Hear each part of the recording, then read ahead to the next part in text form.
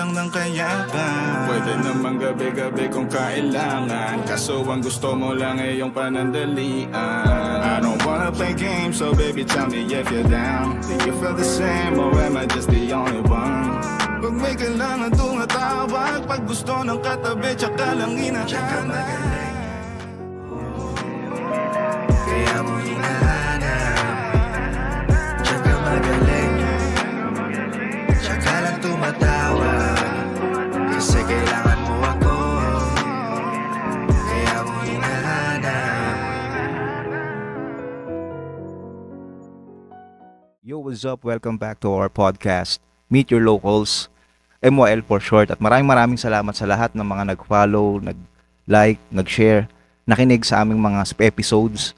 And patuloy naming sinasabi na kung meron kayong mga gems or pwedeng gawing motivation or inspiration sa lahat ng mga ginagawa nyo ngayon, salamat sa inyo. And then, again, another episode of our podcast. Siyempre, may guest tayo ngayon. Pinakinggan ko yung mixtape, pinakinggan ko yung songs, and I love the way he sing. At the same time, talagang yung mga kanta niya is nararanasan talaga natin. Welcome to MYL, Davey. Yes, thank you so Yun. much, MYL. So, MYL, tama. Meet your local. Yeah, yes. Yun. Thank you so much. Thank you so much. Salamat din kasi pinaunlakan mo kami. And then, kamusta? Okay lang. Medyo puyat. Galing trabaho eh. Galing Mm. sa opisina. Then yun. Natulog ng konti para... So wala din naman talaga akong gagawin today. Mm. Actually, Saturday. Usually, ang Saturday ko is nasa bahay lang din Mm. talaga. Susulat. Depende kung may gig. Pag may gig, punta Yun. sa gig. Uwi lang din after ganun. He's a artist. At the same time, paano ka, first question ko, paano ka napunta sa ganong craft or sa music? Paano mo siya nakahiligan? Bata pa lang ako, into music na talaga ako. So yan, mahilig na ako makinig ng mga music, ng kahit anong genre pinapakinggan ko. Pero syempre, medyo doon ako nakafocus sa R&B, pop, ganyan, yan, hip-hop. Yun yung mga parang nakahiligan ko talaga. Then, kumakanta-kanta lang ako, sinasabi ng iba maganda daw yung boses ko, ganyan-ganyan. Pero, alam mo yun, parang, ewan ko, parang ang sarap lang kasi kumanta ng kakanta ka lang, ganun. Hanggang sa dumating yung time na nag-pandemic, so wala talagang, kumbaga, wala kang ibang mapagtripan after work, ganun, wala kang mapagtripan. May nakita akong producer. Tapos, yung producer na yun, naghahanap siya ng R&B singer daw na pwedeng magsulat para dun sa beat niya. Then, na-curious ako. So, nag-message ako sa kanya, nag-send ako ng mga video ko na kumakanta ng mga kung ano-ano lang. Like yung para sa mga video okay, ganun. Kasi yun, nagustuhan niya, binigay niya sa akin yung beat. Tapos yun na, doon na nagsimula. Sinulatan ko, then Oo. naghanap ako ng mga studio para mag-record. Parang nag-start ka dahil meron ding nagsabi sa'yo na maganda yung boses mo. Oo, Diba? Tapos, halos karamihan ng mga may nakakausap ko May eh. nag-try na magpagawa sa'yo, tama ba? And Yeah, then, marami na Oo. rin nagsasabi ng ganun na ba't di ko daw itry mag... Pero that time kasi, parang wala siya sa isip ko kasi parang wala naman akong, kumbaga, wala akong idea kung pasok ba yung trip ko sa Pinas ngayon na kung ito ba yung trip ng Pinas ngayon, parang hindi naman. Parang wala akong idea kung sinong gumagawa ng mga ganung yung mga shit na ganun. Okay. Parang yung genre mo ngayon, to be honest, parang hindi mo alam kung pasok ba siya dito sa Pinas. Alam ko pasok pero hindi ko alam kung kasi kumbaga dati pag sinabi mong R&B, si JR, Chris Oo. Lawrence, yung mga yan. So that time parang 2018, 2019 hindi ko alam kung paano makaka-penetrate sa parang alam mo yun, sa ganung level yung music kasi nga parang ang mga uso naman na music that time is syempre yung mga western music, di ba? Yung mga galing US. Tapos dito naman sa Pilipinas, ang mga sikat dito nun, mga banda, parang ganun. Banda, hindi. Pero may mga iba-ibang variety dito, pero parang sobrang less yung hip-hop dito. Hip-hop and R&B dito, yung mga nasa mainstream lang, like Clock9, ganun. So yun. Tapos, Parang, Inudyokan lang din ako na i-try. parang nag-try ka. Yeah. And then, Yeah. habang tinatry mo na siya, doon mo na siya nakukuhang magustuhan. Nakukuhang mahalin. Unang beses ko siya na nagawa, Oo. nung natapos ko na siya. Yeah. Sobrang, ang Sobrang sarap sa solid. feeling. Yeah. Oo. Parang wala akong pakialam kung maikinig kayo. Parang ganun. Wala akong pakialam kung Actually, nung natapos ko yung kanta, kung ayaw nyo or gusto nyo. nung natapos ko yun talagang parang pinaka tapos na kasi sobrang daming pinagdaanan nun. Iba-ibang studio yung nilapitan ko para dun eh. Kasi hindi ko makuha yung gusto ko. Tapos bigla nagkakaroon ako ng changes sa lyrics, yung mga ganon. Tapos nung natapos ko na siya, ewan ko, medyo umasa ako ng konti. Mag-hit to. Ang ganda nito. Ewan ko na lang pag di pa nila nagustuhan to, yung mga ganon. Ano pa kayang trip nila pag bakit hindi pa nila gustuhin tong Yeah, ganon. Ganon. Actually, halos lahat ng mga nakakausap ng mga artist talaga, especially sa songwriting. Tanong ko sa'yo, ano siya? Yung mga kanta mo, based on experience or based on, paano mo siya binibase? Pag ako gumagawa ng kanta, usually, based to sa mga narinig ko na kwento na naging interesado ako. Ganon, kunwari, katrabaho mo. Nagkaroon siya ng kwento about relationship, ganon. Maganda o pangit. Parang pag nag-impact sa akin, okay yun parang nauuwi ko yung kwento nila, tapos nakasulat ako, ganon. Movies. Pag nakapanood ako ng magandang movie na sobrang naging impacting, yun, pwede ko na siyang gawing reference, kumbaga. Sa, ewan ko, may simula pagkabata kasi parang medyo yung pagka-creative side ko, laging lumalabas talaga siya anytime na may pag-focusan ako na bagay, ganun.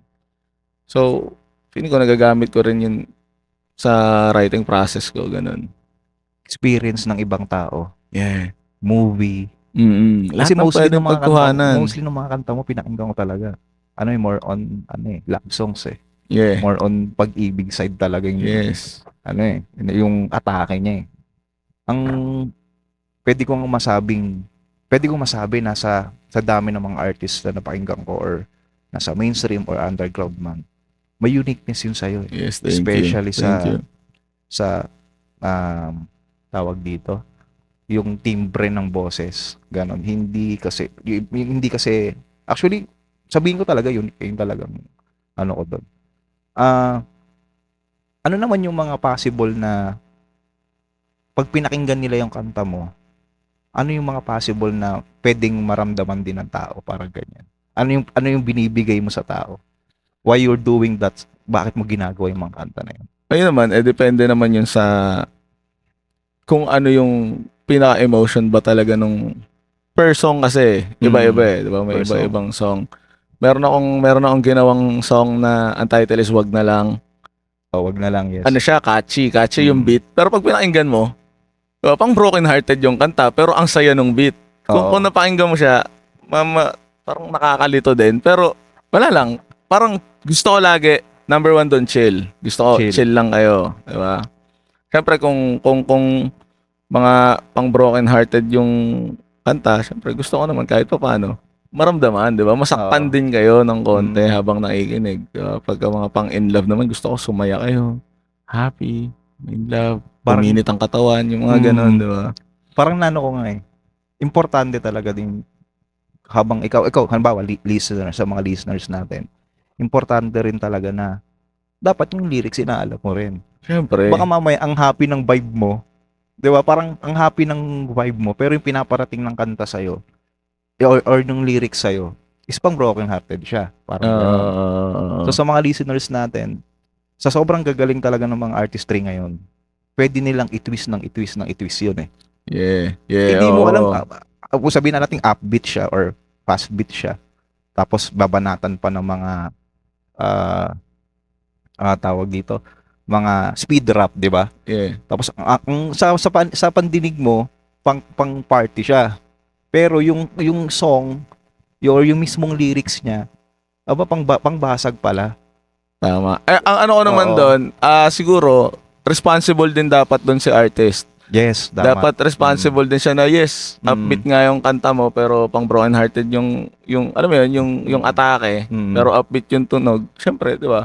Dapat marinig sa boses mo na pang broken hearted pala talaga siya, 'di ba? Importante rin yung timpla ng boses. I mean, kung paano mo i-deliver siguro, kung Delivery. paano, yun, paano mo siya Delivery. i-deliver, Oo. 'di ba? Kasi minsan may mga depende kasi sa delivery. Minsan may sinasabi ka na masaya pala pero ang lungkot mo sinasabi, 'di ba? May mga ganun eh. Mm, So dapat kung masaya yung mensahe mo, maging 'di ba medyo hype ka ganyan. Pero pag malungkot ka, alam mo medyo downer ka. downer, ganyan. Oo, para alam Okay. nila na ganun yung emotion na gusto mo iparating. Parang sa sa pagkakabanat or pagkakalatag mo ng lyrics and sa pagbigkas mo, kailangan doon pa lang makita na nila. Dapat Galing. dapat Oo. talaga rinig. Rinig Dapat din, talaga hindi rinig. pwedeng iasa mo kay listener kasi pakialam yan, hindi na lang namin papakinggan, di ba? Mm. Dapat nga, somehow ma-please natin sila to listen, di ba? Para Mm. makinig sila, para maramdaman nila kung ano yung gusto mo iparamdam. Di ba? Dapat ikaw mismo yung responsible doon. Speaking of songs, nakagawa ka na rin ba ng mga ng mga tawag dito, yung kasi karamihan kasi sa mga especially rap artists, maraming mga gumagawa ng mga diss track, diss track, tapos yung parang hinahype nila yung sarili nila na magaling sila. Nasubukan mo nang gumawa ng ganun? Parang wala akong dahilan para Mm. gumawa ng diss track kasi parang ayoko rin naman ng ano eh. Oo. Parang ayoko ng ganyan, ayoko ng gulo, parang Chill lang. ang weird lang na Mm. gumagawa ka ng music tapos gusto mo pala makipagsuntukan, di ba? I mean, kung hindi mo suntukan, may pag-away ka, ang weird nun. Kung mag-away tayo, punta ka na lang sa amin, puntahan kita, ganun na lang. Huwag Oo. yung distract. Tapos Eh, yung, di ba yung hinihype nila yung sarili nila masyado, yung ginagawa nila, parang, hindi ko rin kasi, ayun ko, siguro wala ako dun sa linya Okay. ng ganon. Wala, Okay. or wala ako sa linya ng ganyan. Pero, yung, yung artistry, importante talaga na dapat responsible ka dun sa mga sinasabi mo dahil maraming nakikinig. Yeah, Diba? totoo. So, ako kasi, syempre, pag hindi natin kilala yung tao, kung yung pakilala mo, kung yung pinakikinggan mo yung songs nila is puro diss track, puro pang-away or pang-siga, ganun, ma-realize mo, siguro ganito talaga to. May problema Diba? siya, men. May problema siya kung Oo. puro distract yung gagawin niya. Mm. Like, Puro hate. yung catalog niya, puro distract. Mm.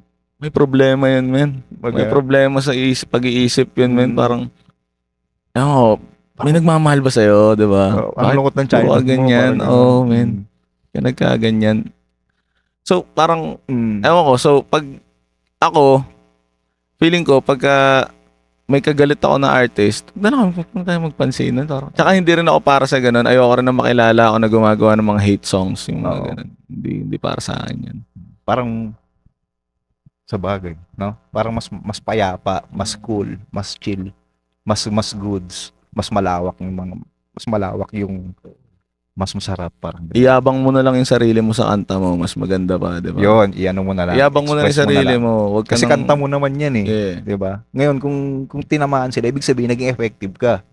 'Di ba? Kung Tama. tinamaan sila, naging effective ka. Tulad sa mga songs mo, 'di ba? Karamihan talaga love song talaga eh. Love song, Pinakinggan love talaga sa song. Spotify. And then iba ng pinararanas eh. Meron dun yung nami-miss niya na yung tao, 'di ba? Yeah. Meron dun yung kapag kakailangan mo dun lang siya magaling, parang ganyan. So iba-iba yung naisip ko nga eh. Dinanas ba ni Davey to para magawa niya yung ganong song? Yung pala, Siguro may iilan din. May iilan, Oo, diba? May iilan. kasi parang importante rin kasi talaga yung yung pinanghuhugutan ng song eh, 'di ba? Siyempre. Parang Maganda kasi talaga naintindihan mo. Pag naintindihan mo siya, tsaka ka makakagawa ng mga kwento, ng mga words, kung ano ba talaga yung dapat sabihin. So, yan. So pagdating sa sa paggawa ng kanta, ano yung usually na nagiging influence mo? Parang sinong artist, local man yan o foreign? Sino-sino yun? Or kung meron man na parang nilook up mo din siya na parang ito yung naging influence ko. Nung kasi nung bago ako mag-start dito, yun nga, sabi ko na, parang may mga narinig ako na local artist kasi sumasama na ako that time kay, kay DJ Gia, The Menace. Shout out Gia. Sumasama ako sa mga gigs niya. So, minsan, nagkakaroon ako ng opportunity makakita ng mga live performances ng mga local artists na sabi ko, what? Meron palang ganito? May ganito pala, may local hip-hop pala, may local hip-hop community pala na may magandang music. Ganyan. So, ako sa kanya, alam mo yun, naririnig ko na, pero way before that, may naririnig na ako mga hip-hop artists like Al James, si Just Hash, yun. So, nung narinig ko sila, sabi ko, posible pala yun. Posible pala na may ganito kang klaseng sound dito sa Pilipinas nung nagtatagalog ka lang. The same time, nagugustuhan ng tao. Yeah. Nagugustuhan ng Pinoy. Yeah. Ganun na rin ka, alam mo yun, ganun na rin nag-leverage yung mga listener. Talaga. Somehow, rin. sabi ko, parang makaka-catch up na tayo, di ba? Oo, nakakakuha na. Nakaka-catch up na Oo, tayo. Parang, kasi ngayon, kaya na talagang sumabay ng Pinas sa international scene. Oo, kaya Resources lang kulang. Kaya kung mabibigyan talaga ng resources na matindi, na matino. Man. Sobra. Ayun lang talaga. Oo. Diba? So, nung pumunta ka, sabi mo ngayon kanina, yung pumunta ka dun sa kanong community, nagulat ka na may ganong community pala na masarap sa tenga. Yeah. Diba? Na masarap. Paano mo masasabi na yung song, para sa'yo, maganda siyang pakinggan? Halimbawa, hindi kanta mo. Halimbawa, ibang artist or ibang song. Paano mo masabi, gusto ko to, goods to. Chill to. Ako usually, binabase ko talaga siya syempre sa vibe. I mean, pag love song, pagka love song, may iba-iba kasing pero usually, ang magugustuhan ko, pag alam mo yun, yung parang mapapabounce mo yung ulo ko ng ganyan. Alam mo yung mararamdaman ko siya. Ganon. O kaya, pag mga hip-hop music naman, syempre, medyo, alam mo yun, kailangan yung pump. Meron din naman mga relax. Iba-ibang variety. Basta, usually, ako R&B talaga. Yun yung music na gusto ko, music. So, sa hip-hop side naman, kung mga rap music ang papakinggan ko, syempre, gusto ko yung medyo, yung somehow malapit dun sa, medyo slow tempo na R&B din, yung trap soul. So, yun yung nagpapa-boost talaga sa'yo. R&B, soul, ganyan. Yep, yun talaga. Ewan ko, dun ko nahanap yung tunog ko and parang nakisama naman din so, talaga. So, masasabi mo na may tunog ka na talaga. R&B ka na. Yeah. Kasi karamihan sa mga nakakausap kong artist, hinahanap pa nila yung tunog nila. Pero sa'yo, ito na yun, man. may tuldok na. R&B, soul. This is it, oo. Okay. Sa foreign artist, sino yung mga influences ko talaga talaga na look up ko? Siyempre Michael Jackson. Aaron Carter. Boyz II Men. Then siyempre Usher, Chris Brown. Okay. Ayan. Usher, Chris Brown. Yep. Ganun talaga. Yun talaga eh. Yun talaga yung nagpa-vibe din sa'yo. Yun talaga yung mga parang yung mga music nila yung dahilan kung bakit gusto kong maging artist. Ganun. So, next kong tatanong sa'yo, yung mga struggles naman or yung mga kalimitang na-encounter mo na problems habang gumagawa ka ng kanta or nasa gigs ka or what, pero mamaya na yan sa pagbabalik namin.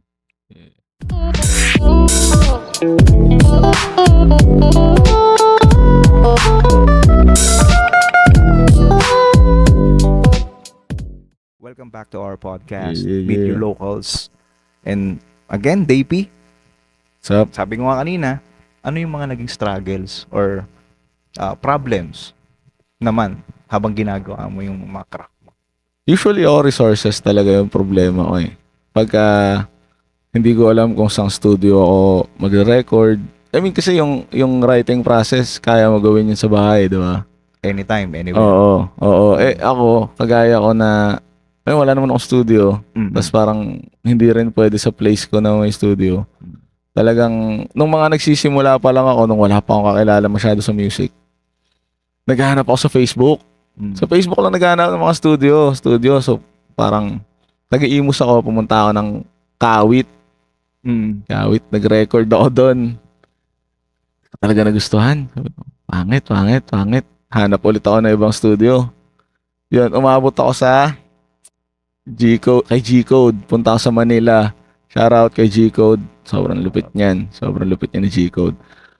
Doon ako nag-record. Pero may mga, bago sa G-Code, may mga ilan-ilan pa akong studio na tinalunan na parang, kasi pagka nagre-record pa lang ako, pag alam ko talagang, alam mo yung parang hindi nila kakayanin. Ayoko na agad, pinupull out ko na, tas hanap ulit ako ng iba. Tas yun, yung producer ko, si Jiffy, shoutout Jiffy, siya yung nagsuggest na umunta ako doon kay G-Code. So yun, tinry kong magpa-schedule, punta ako doon.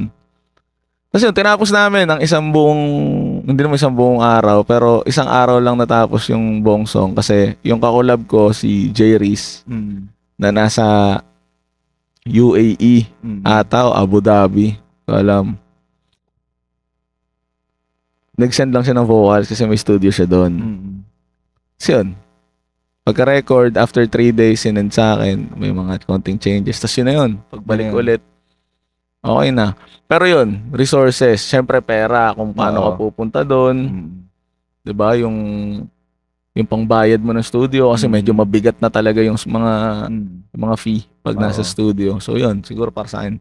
Kalimitan, kumbaga sana wala naman talagang masyadong problema pag artistry. Lalo, ano lang talaga resources. Yeah, resources lang So, talaga. Pero hindi kaya talaga siyang- imposible. Oo. Kaya siyang kaya siyang labanan talaga.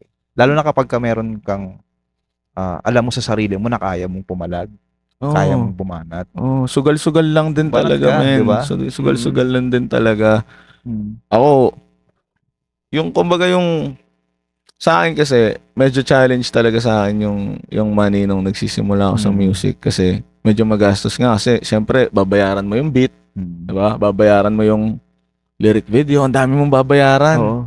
Ang babayaran tapos magbabayad ka pa ng kung gusto mo ng video, 'di ba? Yung videographer. Ang daming babayaran, studio, kung ano-ano pa, pagkain pa or what, pamasahe, ganun. So doon pa lang parang nasasaktan na ako. Pero since yun nga, nagtatrabaho kasi ako, ipon-ipon lang din. Ginagawa mo yun kasi gusto mo yung ginagawa. Siyempre, ito na yung gusto ko. Kumbaga, ito yung endgame na gusto ko, men. Music. Music talaga. Ito yung endgame na gusto ko. After natin sa struggles, sino na yung mga nakatrabaho mo? Sino na yung mga nakakolabo mo? Ganyan. Ito na tayo. Pagtapos natin struggles, doon tayo sa maganda na mga yun. Sino yung mga nakakolabo? First song ko, si J. Reese. J. Reese. Yeah, shout out J. Reese. Yun, Nasa, din nun. Pakinggan ko. galing, no? Magaling yun. Kaso medyo naglaylo siya sa music kasi nagsistart na siya ng family. Okay. Na kakakasal lang kasi. So, yun. Next, si Dudut. Okay. Dudut, Team Payaman. Dut. Shout out. Dut. Yan, si Dudut. Yan, si Dudut. Si Dudut ang nagbukas ng pinto para makilala ko pa yung karamihan. Ganon. Sobrang tindi niyan. Si Downers pala. Si Downers yan. Isa sa mga malulupit na nakasama ko na pinakamaraming song ko sa Spotify dahil kay Downers. Yun. Yung Rosana namin. Collaboration namin. Solid. Ang ganda nun, man. May music video pa yun. Talagang nag-effort kami dun eh. Doon parang nag-invest kami dun. Sino ba? Dudut. Si Mateos, syempre. Shoutout Mateos. Yes, sir. Yan. Tapos, kasi si Dudut, ang ginawa niya, since gumagawa kami ng kanta, pinakilala niya ako kay Mateos para dun kami mag-record sa studio ni Mateos. Then yun, parang sumasama-sama na ako sa kanila kasi nga, nandun na kami sa, nag-start ako kinuha ni Dudut. Kinakausap niya si Sir Nick Hernandez. Sir, good evening. Yun. Pinakilala niya kay Sir Nick Hernandez. Tapos, si Boss King din. Binabakapan si Dudut para, alam mo yun, nakunin ako doon sa Midas Records nga. Which is yung label ko ngayon, Midas Records. Tapos yun, pumayag si Sir Nick, na-record namin yung solo song ko muna. Tapos after nun, doon na, pinakilala ko kay Mateos. Tapos si Mateos, pinakilala na ako sa lahat. Okay na. Nakilala na ako sa lahat. Yun na yung nag-starting point talaga. Mm-hmm. So parang doon na nag-goods yung flow niya, ganyan, gigs or what. Yes. And may naring din ako isang kanta mo kasama si JP. JP Bacalian, Ayan. shoutout JP Bacalian. Ayan, narinig ko rin. Goods din yun. Di ba? Ganda Goods nun, din. no? Ganda Oo. nun. Nagsama talaga yung vibe niyong dalawa. Oo, okay kasi yun eh. Pakinggan ko eh. Sobrang ano rin siya, yung kumbaga nakikipag-cooperate siya when it comes to working kasi gusto niya work talaga, hindi yung pasa vocals lang, pasa vocals.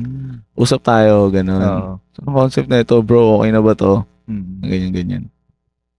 So, ano yung pwede mong masuggest or pwede nating sabing mapayo sa lahat ng mga aspiring na gustong pasubukin yung klase ng vibe na meron ka?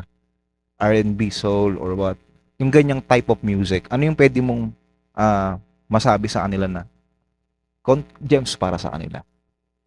Para sa akin, magkaroon lang kayo ng mahabang pasensya.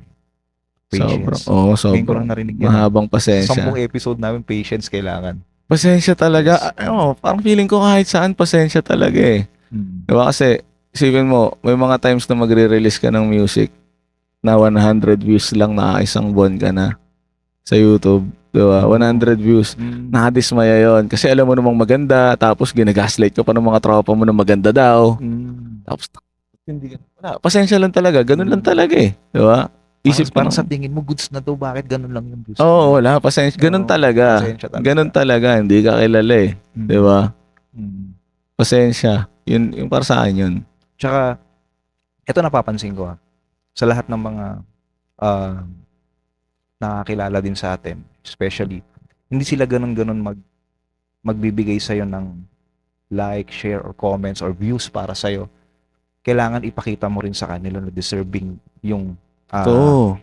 yung like and share nila sa'yo. Totoo. So, ikaw, bilang creator or artist, kailangan makita muna nila sa'yo na deserving din sila dun sa like and share comments. Tama. Di ba? Tama. Parang, wag kang magtampo, wag kang panghinaan ng loob or what. Mas lalo mo dapat ginalingan. Mas lalo mo dapat ginagalingan. diba? Parang, Diba? Parang wala na silang magagawa, ilalike ko na to, i-share ko na to, i-comment ko na to dahil sobrang lupit na. ba't ka magbibeg, diba? Unang-una sa lahat, hindi ka naman, waga dapat nga, matik yun, na-appreciate ka na nila eh. Kasi, kumbaga, kaibigan ka nila. Oo. Pero kung hindi man, intindihin mo, galingan mo na lang. Yes. Mas alam mo yun, parang, papayag ka ba ng putangin to? Hindi ako trip. Oo. Pwede ba yun? Pwede ba yun? Diba? O teka lang, eto, magugustuhan mo to, tanga ka. Eto na. Mm. Hahanapin na ng tenga mo to. Yun, gano'n. Diba? Hahanapin Oo. niya na to. Pag ito na pagdaanan mo tong gantong klaseng sitwasyon, ang iisipin mo yung kanta ko. Bro, man, pag iniyakan mo ng iniyakan yung mga yan, yung iyakin ka, kunwari, dito sa ganitong game, talo ka dyan. Talo ka, no? Talo ka. Yes. Dapat, diba? Lalo pag naghahabol ka, tapos i-chase ka ng, like mo naman to, i-share Oo, mo, ang gusto pakinggan mo- mo naman to. Gusto mong, Diba? gusto mo ng numbers talaga. Tas Numbers. tama. iyakin ka. Walang Wala. mangyayari sa'yo doon. Dapat, edi, bawi sa next. Ganon, bawi sa next. Laging bawi sa next, man. Laging bawi sa next. Oo, laging bawi sa next. Ganon lang yun. Tuloy lang. Yes. Diba? Huwag kang maghabol ng numbers. Ang habulin mo is kung ano ba, kung kumbaga sa ano, parang mas lupitan mo pa. Oo, para sa akin, kung malupit ka naman na talaga, mag-observe ka rin, di ba? Observe. Yes. Observe ka din kung ano ba yung nangyayari sa scene ngayon para mapansin kung yung transition. Kunwari, kasi minsan may mga, yung kaming as an artist, minsan may gagawin kami na parang ito na yung mga medyo nagiging new meta na music, new na meta, sounds, di ba? So minsan parang mag-a-adjust ka doon. Teka lang, pag nag-adjust ba ako dito, may execute ko ba na maayos? Di ba? So paano nila ginagawa yan? Paano yung mixing nila dyan? Paano yung anong BPM yung tama para dyan? Yung mga ganon, may mga ganon eh. So mag-observe ka rin. Tsaka, Tama yun. Obserbahan mo rin. Hindi palaging baka nakaikot mamaya, lang sa'yo. banat ka ng banat. Hindi Diba? na pala applicable. Hindi naman click na click. Diba? Parang, Tama. nasa hip hop ka, ba't ganyan yung o kaya ano? banat ka ng banat, pero dapat may mas mailalabas ka pa. Kasi Oo. hindi ka na nag-observe. Oo. Diba? Tama. Goods yun, ang galing nun. Lastly, marami na tayong natutunan, marami na akong, alam mo yun, sa episode natin, marami akong nakuhang gems kasi kalimitan talaga yung usapan natin na ganito. Parang gems talaga eh, di ba? Parang, okay, ganito pala, patience, observe, ganun. Kaya solid. bigyan mo kami ng isa. Okay? Isang title ng song mo na pwede mong sabihin sa lahat ng listeners and viewers natin. I-convert mo siya to motivation. See you at the top. See you at the top. Eh, habol na lang kayo. Papunta na ako eh. Papunta Diba? na kami. Eh, papunta na kami, Papunta man. na kayo. On the way Papunta na na. tayong lahat. Shout out. Baka mayroon ka gusto i-shoutouts or what bago tayo matapos. Kasi meron kong magusumbatiin. Di ba? Wala naman. Shoutout sa mga katrabaho ko. Yan. Found ever, alabang. Mm. Yan, mabuhay kayong lahat. Kung ayaw nyo na, okay lang din. Bahala kayo. Yan. So yun. Thank you, man. Thank Maraming you. salamat. Maraming Thank salamat, you. Tol. Busog na naman yung mga viewers natin. Sabi nga natin, it's not about achievements. It's all about your story. It's not about the wins. It's all about the game. Eh, Meet your locals. Follow nyo kami sa lahat ng mga social media sites namin. Sabi nga ni Davey kanina, see you at the top. Kita-kita tayo sa taas. See you at the top. This episode's now signing off. Thank you.